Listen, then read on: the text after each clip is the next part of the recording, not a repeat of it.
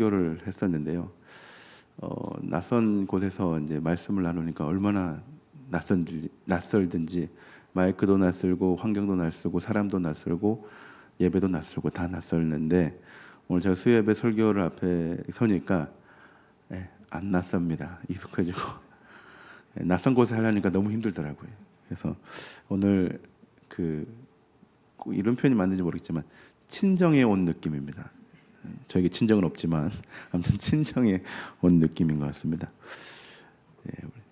여성 성도님은 다 이해하시죠? 친정에 온 느낌. 오늘 만남의 광야라는 제목을 가지고 여러분들과 말씀을 나누기 원합니다. 연예인들이 많이 겪는 심리적 불안감 중에 무대 공허함이라는 것이 있습니다. 공연이나 발표 후에 경험하는 일종의 공허함이나 우울감을 의미하는데요. 무대 위에서 고조된 감정, 또 관객과의 환호가 끝난 뒤 급격한 고요함으로 인해 일상으로의 복귀가 힘든 것을 의미하는 심리학적 용어입니다. 요즘 말로 더 쉽게 말하면 현타가 온다라고 할 수 있겠죠. 그런데 이것이 어느 정도 단기적이면 상관없는데 이것이 심해지면 이제 우울증이 찾아오게 되고 극단적으로는 자살까지 이르게 된다고 합니다. 그래서 많은 것을 가진 연예인들도 늘 하는 걱정이 화려한 스포트라이트가 꺼진 뒤 그 감정을 어떻게 처리할 것인가, 정리할 것인가에 대한 걱정을 한다고 합니다. 그래서 많은 연예인들이 이제 극단적인 선택을 할 때도 있죠.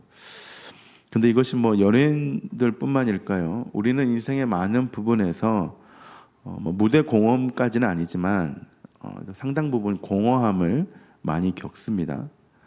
그렇게 열심히 달려와서 분명한 결과를 얻었는데 그 기쁨이 오래가지 못하는 참으로 불편한 상황을 우리는 겪곤 합니다.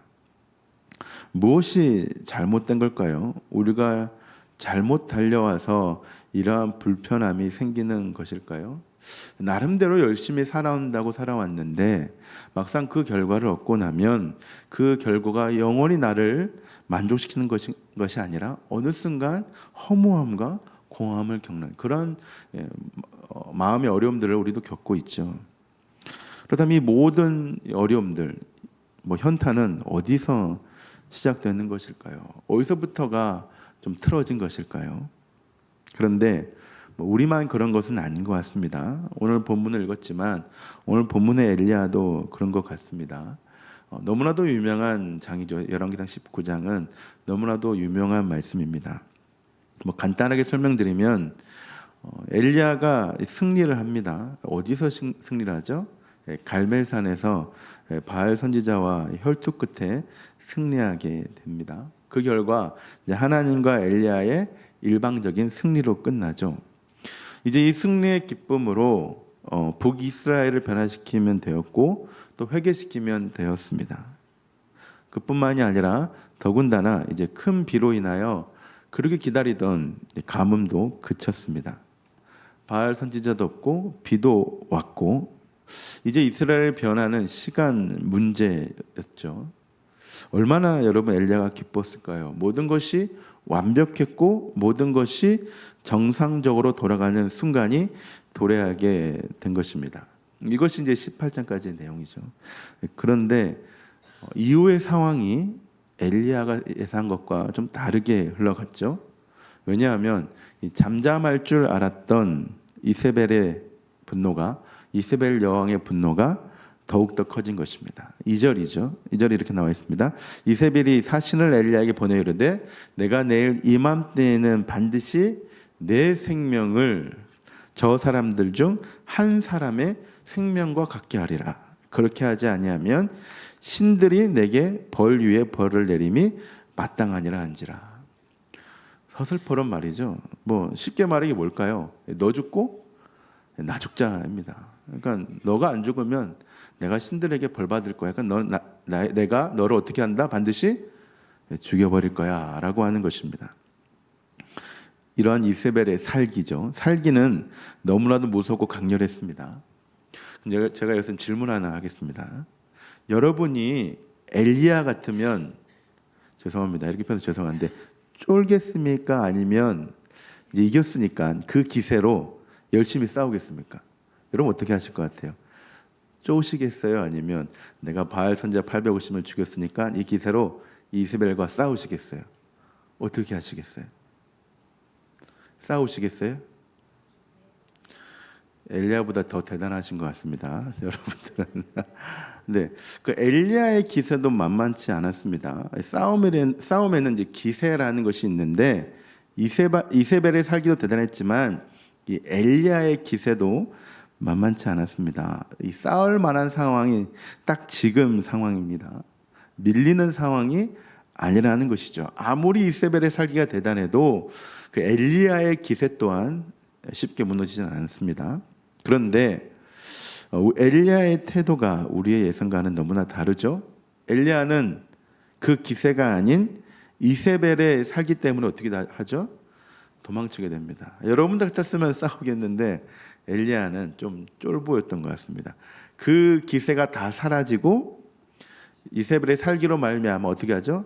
도망치게 됩니다. 뒤도 돌아보지 않고 브엘세바에 있는 그 네게브 광야로 도망치게 됩니다.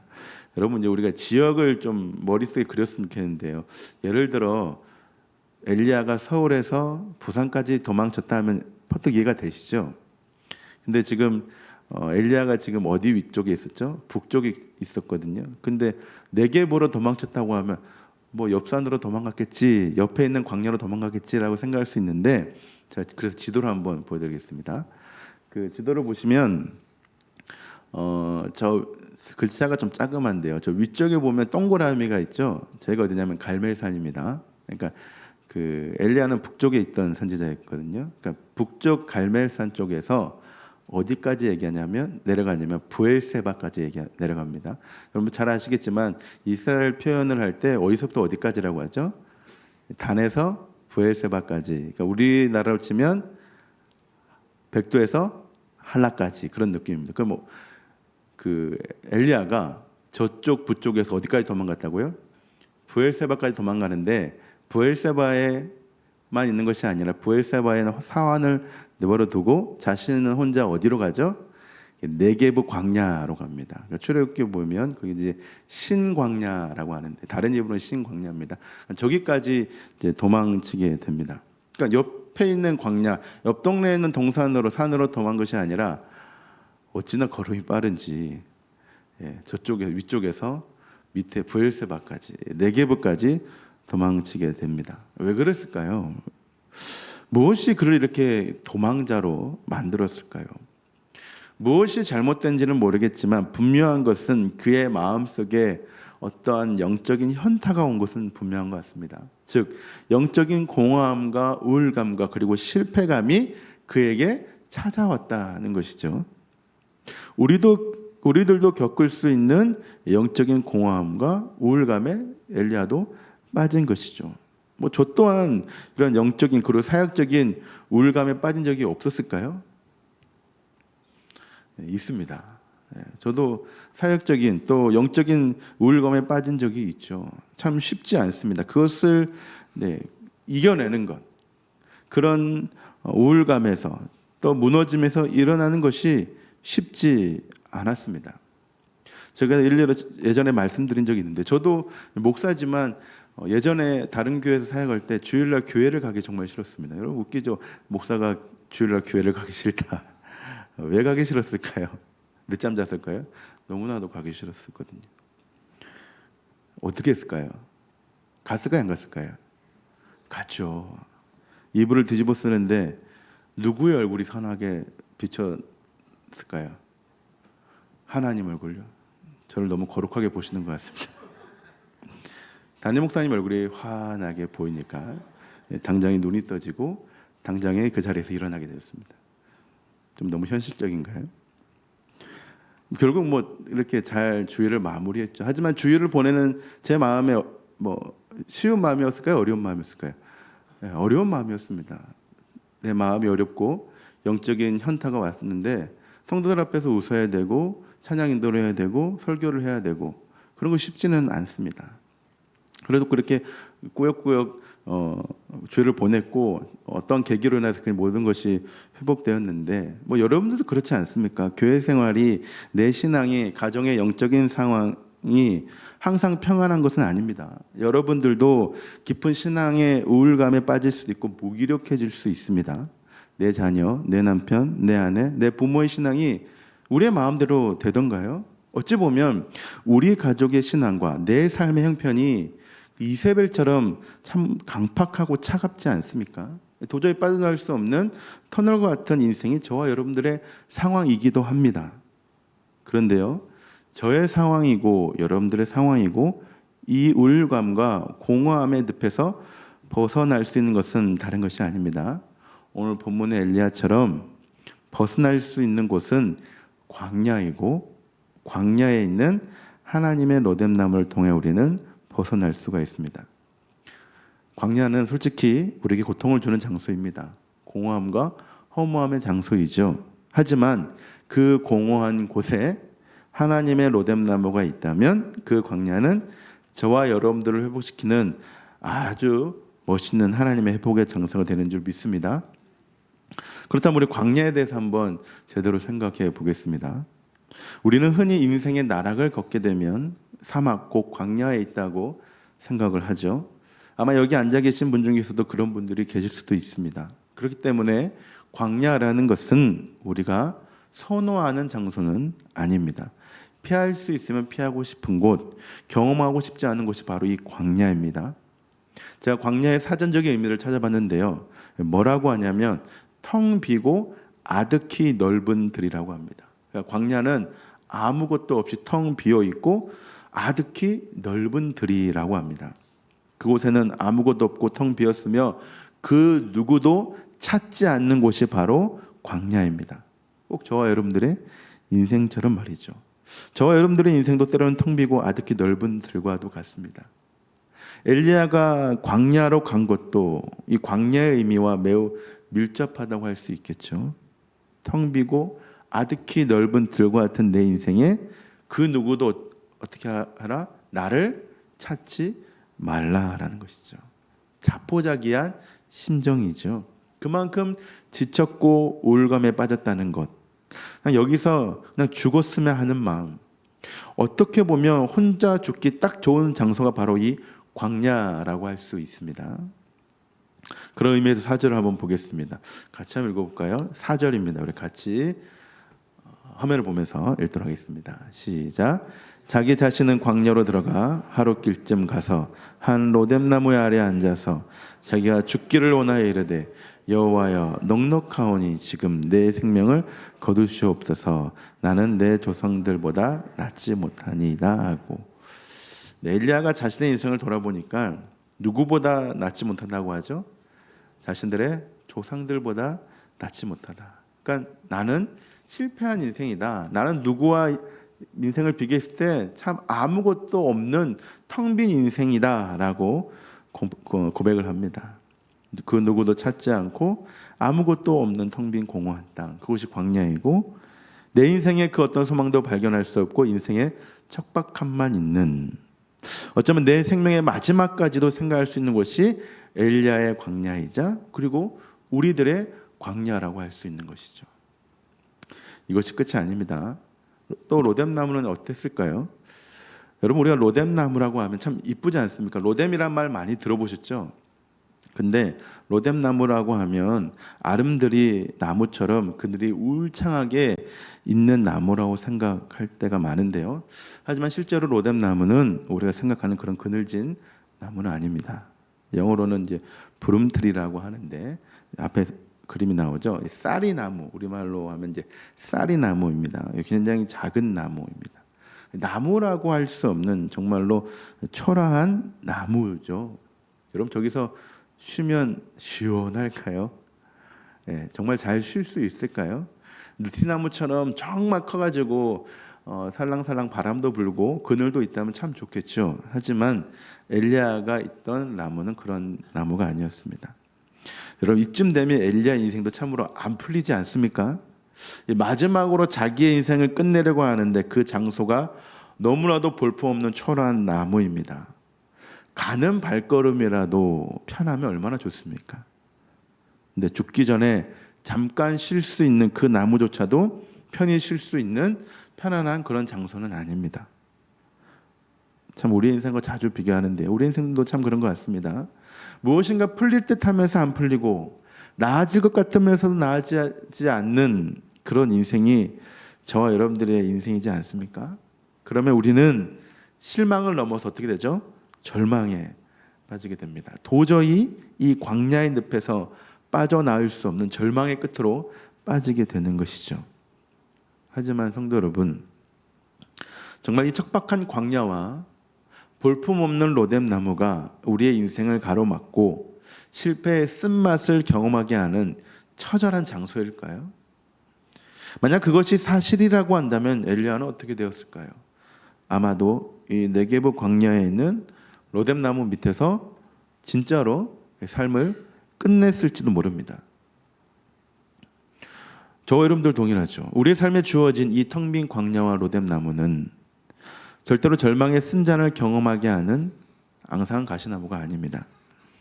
왜냐하면 이 텅 빈 광야와 앙상한 로뎀 나무 뒤에 우리가 전혀 예상하지 못한 반전이 우리를 기다리고 있기 때문입니다. 그저 우리에게 네게브 광야만 있고 앙상한 로뎀 나무만 있다면 우리 또한 어떻게 됐을지 모릅니다. 하지만 그것으로 끝나는 것이 아니라 이 광야와 로뎀 나무로 끝나는 것이 아니라 이 광야와 로뎀 나무 뒤에 우리가 전혀 예상하지 못하는 반전이 있다는 것, 그것이 있기 때문에 우리가 오늘을 살아가는 것이죠. 그것이 무엇입니까?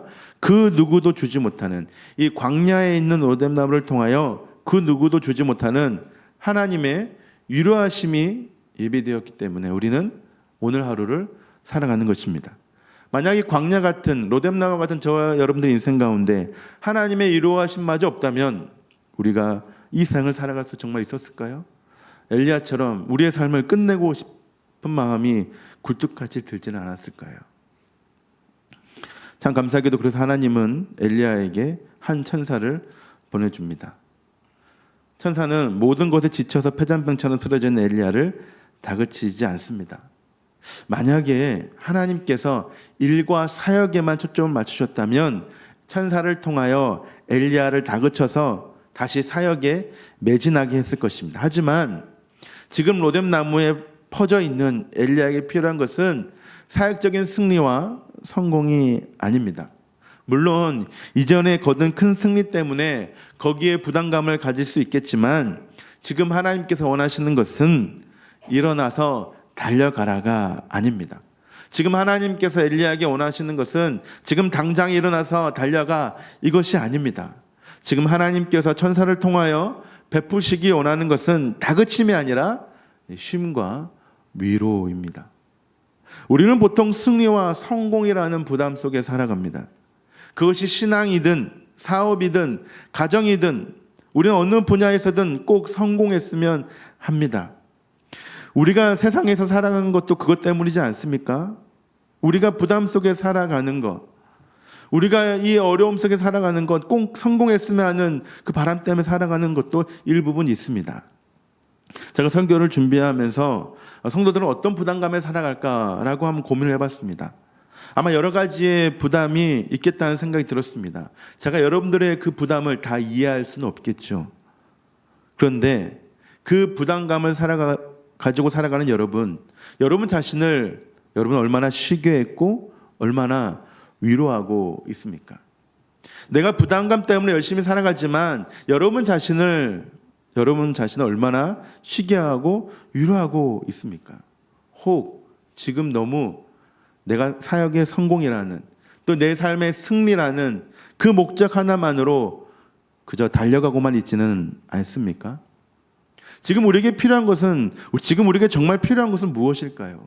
내 사역과 삶과 성공을 향해 열심히 달려가는 것이 정말 우리에게 필요한 것일까요? 그런데 지금 여러분들 어디서 무엇을 하고 있습니까? 혹 여전히 광야와 같은 세상 가운데서 그리고 앙상한 로뎀 나무 밑에서 지쳐 있지는 않습니까? 내가 승리해야 되는데, 내가 성공해야 되는데, 내가 부담감 때문에 꼭 이겨내야 되는데 내 마음대로 안 되고 혹 여러분들도 광야에서 또 그 광야에 있는 로뎀나무 밑에서 지쳐 있지는 않습니까? 저와 여러분들에게 필요한 것은 다른 것이 아닙니다. 우리의 예상과 다르게 우리에게 정말로 필요한 것은 어떻게 보면 천사와 음식을 통해 주시는 하나님의 위로하심입니다. 지금 엘리야는 갈멜산의 하나님이 아니라 로뎀나무의 하나님을 만나고 있습니다. 치열하게 전투하라고 하는 갈멜산의 하나님을 만나고 있는 것이 아니라 따스하게 위로하시는 로뎀나무의 하나님을 지금 엘리야는 만나고 있는 것이라 할 수 있습니다. 지금 우리가 있는 곳은 갈멜산이 아닙니다. 지금 저와 여러분들이 있는 곳은 갈멜산이 아니라 로뎀나무 밑입니다. 우리는 무엇인가 반드시 해야 한다는 부담 속에 살고 있지만 로뎀나무는 무엇을 하는 곳이 아니라 가만히 쉬는 곳입니다. 저 여러분들이 광야에 있다면 또 광야 속에 있는 로뎀나무 밑에 있다면 그것은 하나님께서 여러분들 보고 하라고 하라는 것이 아니라 그곳에서 가만히 쉬라고 하고 있는 것입니다. 비록 그곳이 광야이고 작은 로뎀나무밖에 되지 않지만 그곳은 하나님께서 우리를 위해 예비하신 쉼과 격려의 장소입니다. 그렇기 때문에 이 척박하고 혹독한 이 광야 같은 우리들의 인생도 참 회복과 격려의 삶이 될 수 있는 것입니다. 우리의 삶을 돌아봅시다. 열심히 달려왔지만 삶과 신앙의 보람보다는 삶과 신앙의 현타가 찾아오지 않았습니까? 열심히 달려온 것 같지만 해변가에 모래를 주듯이 손가락 사이로 다 사라지는 그러한 허무함을 경험하지 않았습니까? 이러한 모습이 있다고 해서 여러분들이 잘못한 것은 아닙니다. 여러분들은 나름대로 최선을 다한 것이고 열심히 사신 것입니다. 다만 지금 여러분들에게 필요한 것은 잘못한 것은 아니지만 하나님께서 주시는 쉼과 위로가 필요한 것입니다. 필요한 것은 반드시 누려야 합니다. 그런데 성도 여러분, 광야가 왜 좋은지 아십니까? 왜 좋은 것 같아요? 제가 너무 광야에 대해서 나쁜 쪽만 얘기했는데 왜 광야가 좋은지 아십니까? 여기서는 하나님과 독대할 수 있기 때문입니다. 하나님과 독대할 수 있는 곳이 바로 광야입니다. 광야 같은 그 인생 가운데서 하나님을 독대하면 그 위로하심이 크게 임합니다. 저는 이것이 광야가 주는 은혜로움이라 생각합니다. 정말 어디 마음둘 곳 없고 공허함과 외로움과 혹독함의 겨울을 보내고 있는 우리에게 광야는 하나님의 위로하심을 경험할 수 있는 최적의 장소입니다. 그렇기 때문에 저와 여러분들은 인생은 지금 하나님의 위로함을 받을 수 있는 최적의 시간과 최적의 장소를 보내고 있는 것이라 할 수 있습니다. 여러분들의 인생을 보시고 한탄하고 슬퍼하지 마십시오. 그곳은 여러분들의 인생은 하나님을 만나고 있는 장소입니다. 혹 오늘도 삶의 고단함 때문에 홀로 눈물을 흘리고 있는 분이 계십니까? 지금 광야 같은 그곳에서 하나님께서는 천사와 로뎀나무를 통하여 여러분들을 위로하길 원하십니다. 열심히 살라고가 아닌 여러분의 있는 모습 그대로를 위로하길 원하십니다.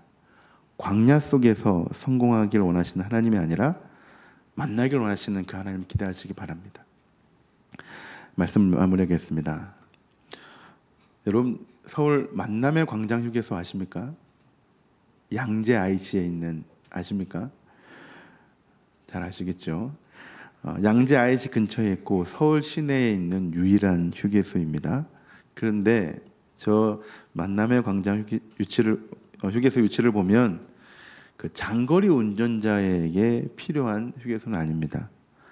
쉽게 말해 운전자가 쉬려고 만든 그런 휴게소가 아니라는 것입니다. 피로 회복이 목적이 아니라는 것이죠. 왜 만들어졌냐면 과거 휴대폰이 없는 여행객들이 장거리 여행을 하기 전 일행들과 만나기 위한 휴게소라고 해서 서울 만남의 광장 휴게소라고 합니다. 쉬는 목적이 아니라 만나는 것이 그 목적이 있는 것이죠. 여행이라는 것이 혼자 하면 재미없지만 누군가 나와 함께 한다면 정말 행복한 것이 여행입니다. 그런 말이 있죠. 여행은 어디가 중요한 것이 아니라 누구와 함께 하느냐가 중요한 것입니다. 여러분 상사하고 여행 간다 생각하십시오. 로마로 14박 15일. 돈 한 푼 안 들고 여러분들 상사와 함께 재밌겠죠. 여러분이 정말 좋아하는 가족과 2박 3일 제주도와 여러분들 상사와 14박 15일 로마로 간다. 둘 중에 가라고 하면 어디로 가겠습니까? 그런 분도 있겠죠. 난 로마를 한 번도 안 가봤기 때문에 그렇게도 가겠노라. 여행은 누구랑 하느냐가 참 중요하죠. 인생이란 것도 어찌 보면 여행이라 할 수 있겠죠. 그렇다면 여러분들은 이 긴 여정 속에서 만남의 광장과 같이 누군가를 만날 수 있는 장소가 있습니까? 이 험난한 인생을 같이 할 수 있는 여행의 동반자를 만날 수 있는 만남의 광장을 경험하고 있습니까? 지금 혹 광야와 같은 혹독한 인생의 어려움을 겪는다면 그것은 하나님을 만날 수 있는 만남의 광장이 아니라 만남의 광야입니다. 우리의 광야, 만남의 광야는 우리 여행의 목적지가 아닙니다. 하지만 그곳이 목적지가 아니지만 그곳에서 만나는 우리 하나님은 우리 여행의 목적이 되십니다. 그러니 하나님을 만날 수 있는 이 광야에서 좌절하지 마시고 우리와 함께 하시는 그 하나님으로 인하여 만족하고 기뻐하시는 저와 여러분들 되길 바랍니다. 여러분들에게 광야와 같은 인생이 언제나 찾아올 것입니다. 하지만 하나님께서는 변함없이 그 광야에서 여러분들을 기다리고 있을 것입니다. 그러니 잊지 마십시오.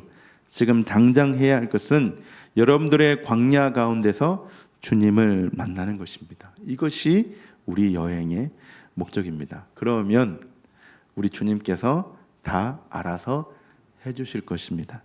이것은 무모한 하나님에 대한 신뢰가 아니라 하나님을 향한 완전한 확신입니다. 그러니 오늘도 광야 같은 인생길에서 주님을 온전히 누리시는 그 만남의 광야를 누리시는 저 여러분들이 되길 바랍니다. 아멘.